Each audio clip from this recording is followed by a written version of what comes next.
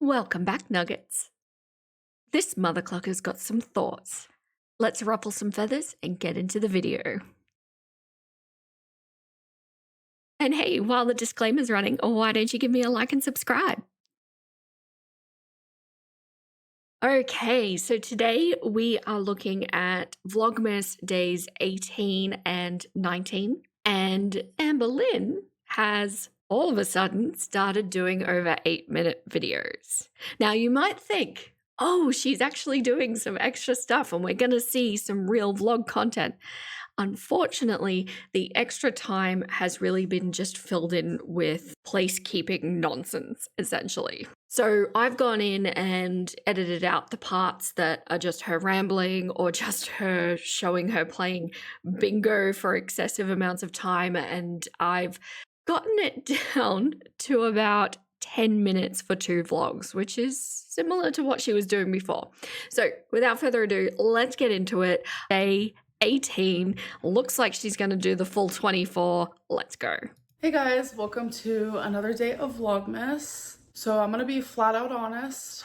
I am having a very hard day today. Before I get into that, my face is reflecting red because this is right next to my face. So again, we're just kicking off with the appearance thing. This is really driving me mad. Like, does it matter if she's reflecting red? I didn't actually notice before she said anything. Could she have just moved the bag before starting? Like, she's just got a little tripod with her camera, right? Can she not be anywhere? But in order to start a vlog like this, it's got to be that self-soothing behavior, surely, because it's so repetitive. And is she getting a little, like, maybe a calming response from excusing her appearance in one way or another? Almost like getting ahead of the comments. But anyway, let's continue. Anyways, my mental health is not the greatest due to like situational things. I know sometimes for me, like it's situational and then sometimes it's chemical, and I am definitely able to tell the difference, thankfully. So, are there any depression-y girly pops out there that can tell the difference between chemical and situational depression? I'm really interested to know what she means by that, because is it not all technically chemical, the way that your brain is perceiving things? Or does she mean perhaps she's talking about chemical being depression coming from within inside her compared to situational, meaning that things have happened externally to make her sad? It's an interesting distinction, which also kind of really highlights how she doesn't take accountability for her actions and how she's feeling. It's kind of like a real kind of cause and effect relationship with, oh, you have made me feel bad and that's your fault kind of thing. Something here I find very interesting is that she's not speaking specifically about Tomalee. So there's a fair whack of speculation at the moment that they've broken up, and I don't think that she would necessarily tell us if they did. I'm probably going to lean at this point towards maybe things are cooling off, or maybe there was a fight or something like that. I would kind of expect to see tears, I think, if there was a breakup, but hey, I could be totally wrong. And once again, we're not talking about rarity. And not only that, I'm just having a lot of like issues with like being upset with my weight gain and things like that. But I've definitely been working on it. I know a lot of people probably don't see that, but I have lost a few pounds, so I am happy about that. So that's interesting. She's feeling depressed about her weight gain. So what is she doing specifically to correct this? Because all I've seen so far is a food free-for-all. And I'm still operating on this theory that she's messed up this year royally, and so she's using that as an excuse to continue to mess up this year until the magnificent January 1st, the magical January 1st that corrects everything, comes around and she uses that giant journal that she bought. I cannot say this enough. A random day in the future means nothing. Starting something on a Monday, starting something on January 1st, starting something on the 1st of the month. The only day that matters when you want to make change is today, the current day you're in. If you are committed, and I mean genuinely committed to making a change, in your life, something that is not working for you and you've identified that it needs to go.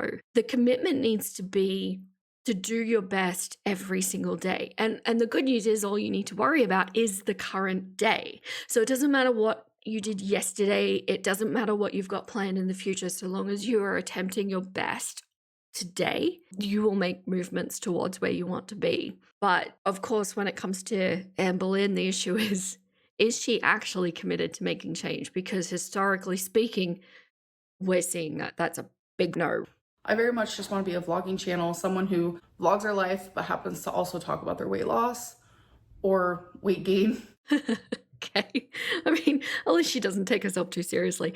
I think it's good. This statement, it does seem like a bit of a throwaway statement, but it's what I was referencing a few videos ago, where Amberlynn really needs to decide what kind of channel she wants to be, because she's kind of been operating as this weird like trauma dump slash reaction to reaction channels slash vlog channel, and it doesn't really work. So to define, I want to be a vlog channel who's not focusing on weight loss, but will occasionally talk about it. I think that's actually a really important distinction for her to make, that clarity. If it wasn't for Vlogmas, I would be probably curled up in a ball right now. And also if it wasn't for my mom being like, Amberlynn, let's go to bingo, I definitely would not be standing here right now with makeup on. So she's just listed two really solid things in her life that she's identifying as keeping her going, and that's really good. And did you notice that neither one of them is Wisconsin or Homily? So to say that this Vlogmas is keeping her going, but you can tell the way she's talking, it's this absolute kind of shutdown of, okay, so once the 24th or 25th, whenever she's ending this, comes around, then it's over and I can't keep doing it. But it's a really strange rule that she's put on herself, because like this is her channel, she can just do this all the time, but for some reason she's dismissing that in her brain as a possibility. But if this is legitimately driving her, she should find a way to embrace this throughout the whole year. You don't need a silly little novelty thing that YouTubers do once a month. And the other thing, of course, is her mum. What she's describing there is an actual healthy support system that is driving her to get out of the house, to actually dress properly and interact with the outside world, so to speak. So, and by the way, this dress probably looks super familiar from like just a few Vlogmases ago. The only difference is like the arms. It's very similar in what I recently wore, but it's not the same thing. Does anybody actually care? Are there people that are tracking this kind of thing? Like, see, this is the sort of thing that shouldn't be addressed, because it does kind of highlight where her mental state is at. You've heard me say before, you know, I kind of need to look at these things through the filter of, I think we're looking at like a 15 or 16-year-old girl, not a nearly 34-year-old woman, because this is the kind of thing that a teenage girl would worry about. Like, oh, are they going to catch me wearing the same outfit twice, you know, where we've just seen her for 3 months wearing the same sorts of clothes because she was in Wisconsin. So like, why is this being talked about? It's showing a very low self-esteem to be worrying about these kinds of topics. I'm hoping as the day goes on, I could start feeling a little bit better, but right now I'm just like, not doing the greatest. So kind of just wanted to give a little warning that if I do seem a little down in the dumps, it's because I am. While I am not in support of her crying hysterically on her YouTube channel, and like this is coming off as pretty real, I think this is okay to say to the public. It's kind of like, yeah, I'm not feeling great, but I still want to commit to making this vlog, and I'm still going to be going out, but this is going to be the energy level that I've got to offer. I think that's absolutely fine. All right, you guys, I'm about to take all of these ingredients, use bits and pieces of each one and create something. I don't know, just throw something together. All right, so here is my food. It smells delicious. I also added some cottage cheese and mustard to the side. You want to hear something really sad? My freaking oil expired July 18th, 2024, and I had no idea because I haven't used it in that long. But thankfully, I have weird anxieties, so I always look at expiration dates before I use anything. No, this food anxiety rubbish. Again, this is complete cluckery. It is not food anxiety to check use by dates on products. This is not a food anxiety, Amber. Okay, guys, so I figured something that would put me in maybe a cheery mood is getting out my Christmas stuff that I got from my storage yesterday. I do have a Christmas tree and I do have Christmas ornaments. I kept that in storage because I don't know if I have room in my apartment, and even so, I've never put up a Christmas tree by myself before. I just feel like I would flop at that. I don't know. So this is a really good example of what I was talking about in my last video. If you haven't looked at it, please go check it out. She's been doing all of these faux attempts at conquering fears and conquering anxiety around, doing the 3-minute videos and eating the olive that she totally thought was poisoned and things that are not real. And I brought up that she should put the Christmas tree up because that is a really good example of she feels like she can't do it. And so in doing it, she'll put it up and then she'll have something to actually look at for the rest of December or whatever and go, look at the thing I did. That is a good example of something that she can do tangibly to show that she can conquer her fears, prove to herself that she can conquer her fears. But to say I think I would flop at it, this is not a specialized skill set that people practice for years. Putting up a Christmas tree, it can look professional or it can look like a chaotic Christmas experience, but either way, it was fun putting it up. And the fact that she won't even attempt, I would be really interested to know what thoughts are going on in her head, the extrapolation of, is it that she would be afraid it wouldn't look good? Or is it that she would be afraid she doesn't have the stamina to do it? Or is she afraid that if she actually creates something that doesn't have instructions, that her public would say something about it? And when you've actually made something and that goes out there for people to make comment on, it's a little more raw. It would be interesting to know. I'm really sad she didn't take this opportunity to really prove something meaningful to herself. But here are a few Christmas things that I do have. I have this cute little sleigh, this cute glass white tree, a big red sparkly tree. I also have these cute little striped trees with buttons, a little Santa's milk. I do love a Santa. We have some gingerbread men, the sign that says ho ho ho, an adorable nutcracker. We have this little reindeer, and then we have just this little snowman. The sign, it says welcome to the North Pole. And then we also have some pillows. And then last but not least, we have these cute little pillows. So I'm gonna find homes for everything. Okay, so she goes on for quite a few minutes about this. If you don't mind, I'm just going to let her show you her apartment while I speak over the top. She changes her mind on some things and puts things in different places, but is ultimately really proud about what she has achieved. If you note, based on what I was talking about with the Christmas tree, where there actually is a creative element because things need to go in different places and she feels like she needs somebody with her to have that experience.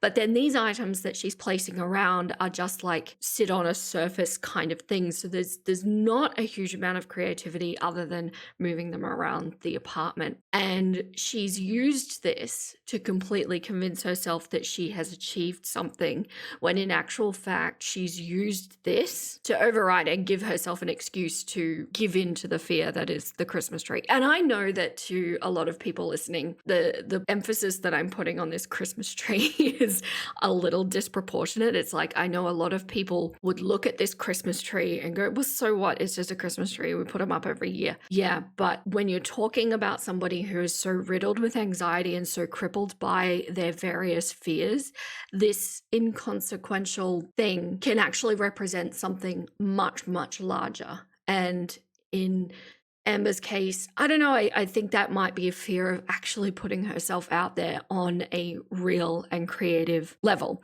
which is what we see with her doing the Lego stuff. Like, she's following instructions. We can't say anything about her skill level in executing that. It's completely safe. And that's what this is too. 35. 35. My mom's won 3 times, and one of the times she won $500. Congrats, Mom. Oh my gosh, it is so windy out here. Looks like we're having good luck because I also won. Yay! But my mom literally won like $600 tonight. Like, pop off, queen. And see, now look at this. She's had a night out with her mum and she's gone out into the world and she's done something and she clearly enjoys the bingo thing. But look at her disposition now compared to at the beginning of this vlog. We were in a really bad headspace and we were really depressed, and now all smiles. The power of having a support system around you. Okay guys, so I've been home for a little bit, but I have to share this story. At the bingo place, this lady was like, I really like your purse, which I was wearing my lip purse, this one. And I get compliments on it. And when I do, I'm always like, oh, thank you. I got it on Amazon. And usually, you know, the conversation ends there. But she was like, so what's your favorite color? And I was like, pink. And she goes, oh, me too. Mine's pink and purple. And I was like, oh, that's cool. And then she literally goes, are you still in high school? You're in high school, right? Okay, so I think the general consensus with these stories is that Amberlynn is completely making these up, or is taking a nugget of something that actually happened and then turning it into this kind of wild story. But if I could just play devil's advocate for a moment, let's just assume this story happened the way she's describing it. Can you imagine if that woman legitimately thought that Amber was like a teenager? So if she's still in school, I don't know, like what, 16, 17, 18, I'm not sure what the age is in America, but if she really saw a teenage girl in that body, what was she thinking?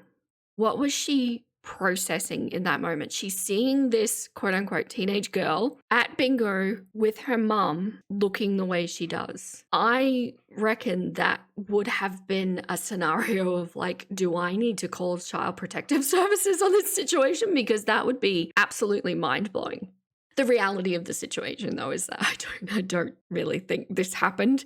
But if it did, though, you know, as I'm only a little bit older than Amberlynn, not much. I don't think I would like to be identified as a teenage girl, because I've done a lot of growing and maturing into the adult that I'm proud to be. I understand the physical compliment, but like, it's one thing to say that a woman in her mid-30s looks like, oh, you look like you could be in your late 20s, but it's another thing to say you look like you're in your late teens. I don't know. That feels a bit, I don't know. I don't like it. There's something off.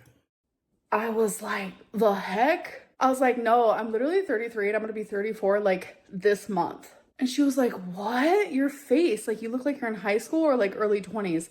I was like, thank you for the compliment. So these stories come up a lot with Amberlynn. I think she does it knowing that nobody believes her. I don't think she cares. I think this kind of identity that she's created for herself involves this blatant storytelling, like fictional storytelling. And I really do think it's just a way of attempting to build up her self-esteem. Like, you know, if I say that I'm constantly being hit on or that I'm being mistaken for somebody a lot younger than, you know, it makes me feel more special than I am, which of course translates to I do not think I'm special at all. Okay, I have gone and muted this entire section of the video for you. You are welcome. This is absolutely egregious. It's the thing about ASMR is that it is a completely polarizing topic. People that experience ASMR really love ASMR, but there's a lot of nuance and a lot of different aspects to ASMR that people respond to. So like, for example, some people really enjoy the fast tapping ASMR. That sends shivers down my backbone in a bad way. I hate it. But then on the other side of things, people that don't experience ASMR really hate ASMR. If you are not an ASMR channel, you should not be doing ASMR, because if people are looking for ASMR, they will go to an ASMR channel. This is what's happening on the screen right now. Absolutely disgusting. Just gross.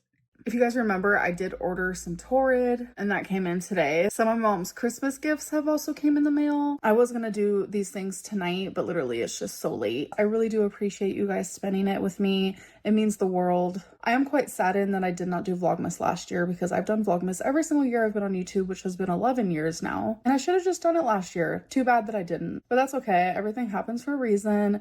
I find that such a weird thing to say in that context, that everything happens for a reason, but it didn't. It didn't happen because you didn't do it. So I I think it's a dangerous language to use when it's in the context of Amberlynn, because it's again taking the onus off herself and making it not her responsibility. Should the line have not been something like, I'm really sad that I didn't do Vlogmas last year. I've had so much fun doing it this year. So I am going to make sure that next year and the years after I keep doing it. Does that make sense? There's all of these little parts of her language that completely remove responsibility from herself. And I do think that that is essentially the foundation of most of her issues, why she can't commit to things, why there's a constant failure surrounding her. And ultimately, I guess she just likes things the way they are.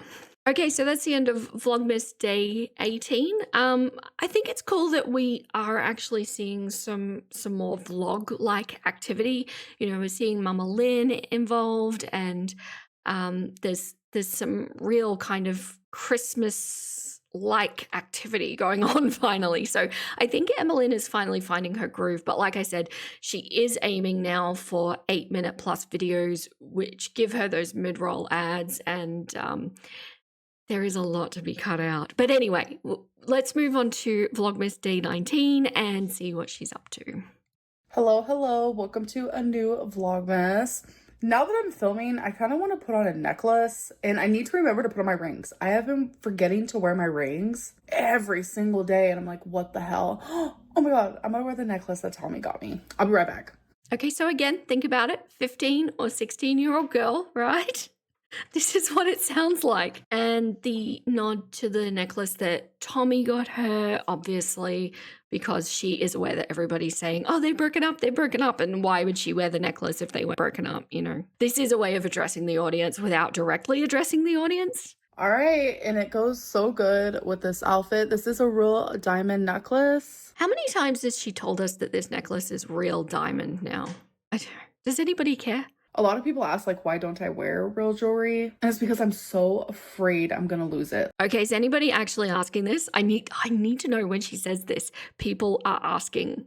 Does anybody ask? Or is she hiding behind a large community where nobody could actually prove that she didn't get like a DM or something? If you see what I mean, she's so anxious to lose it. She is so wrapped up in her fears.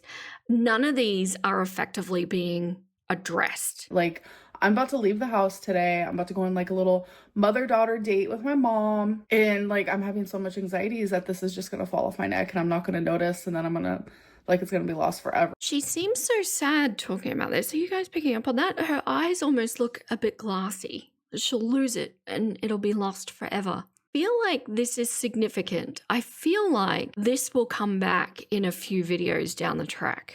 Mark my words on that one. I don't know what it is yet. It'll be something.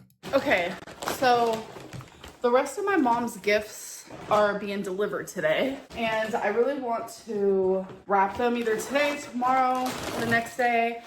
I don't know. I'm low-key kind of busy the next few days, so I guess we'll see.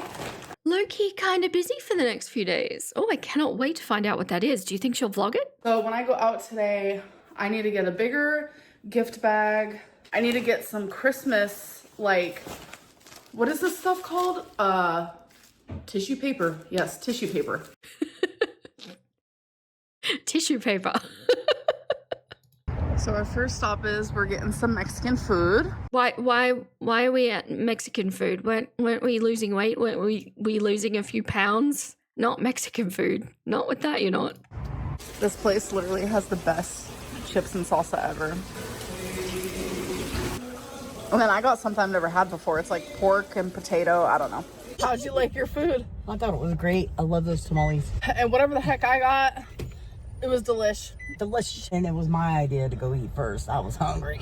Like, I literally saw the word potatoes and I was just like, oh, I want that. So I found this comment from Mama Lynn a little unusual. Do you think that was, saying that it was her idea to go out? Do you think that was prearranged, or do you think that's the truth?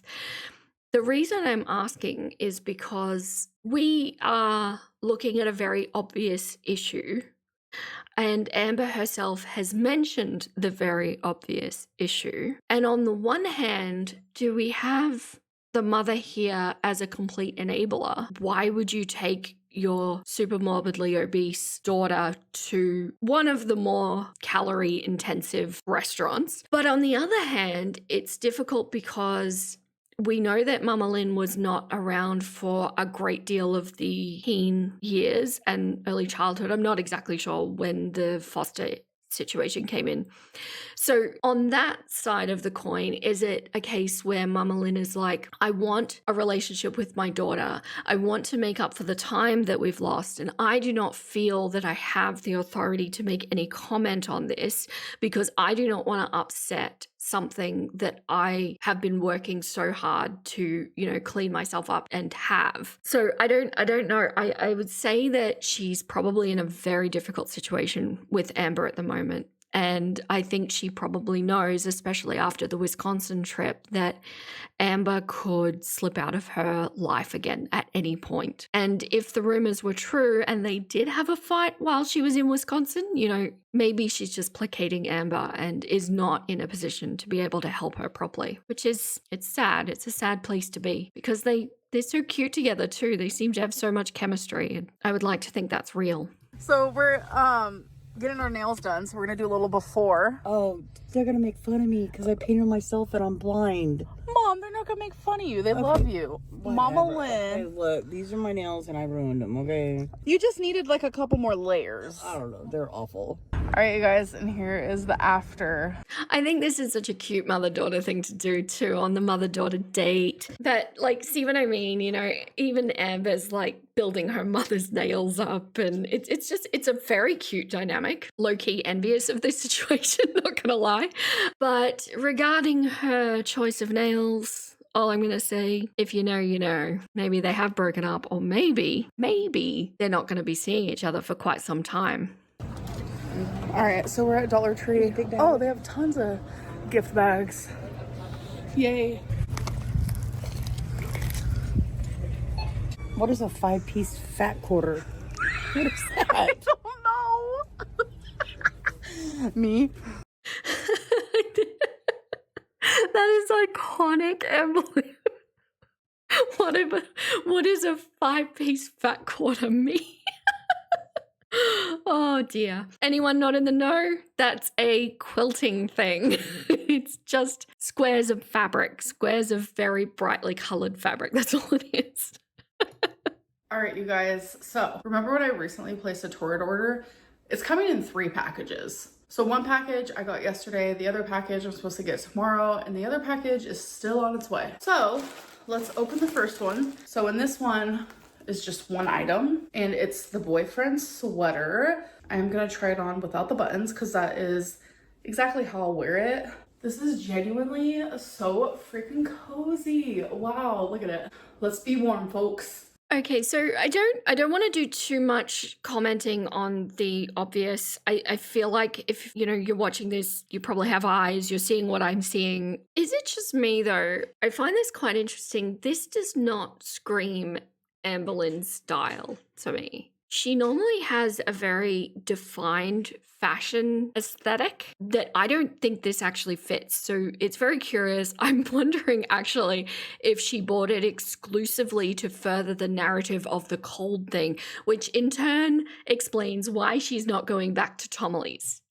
That's an expensive narrative. That's all I can say. Okay, you guys, this definitely might be the last time I give you an update of my viral TikTok sensation, like my side job. I'm literally joking, but it reached over 6 million views and it almost got 1 million likes. And based on the comments, people think I'm pretty funny. They're not laughing at me, they're laughing with me. They're not laughing at me, they're laughing with me. She's been reading the comments again and probably listening to reaction channels. So again, we are addressing these things indirectly without looking like we're actually addressing, even though we're totally addressing. I've commented enough on this. I am so over this. I hope it's the last time she brings it up. I bet it's not though. But anyways, so this is fan art time. So here is the fan art that I want to show for today. You guys have been sending me so much and it's literally so amazing. So these two are actually from the same girl. I just want to say thank you so much. Like, you did such a great job and you are so talented. And thank you for letting me share it with the world.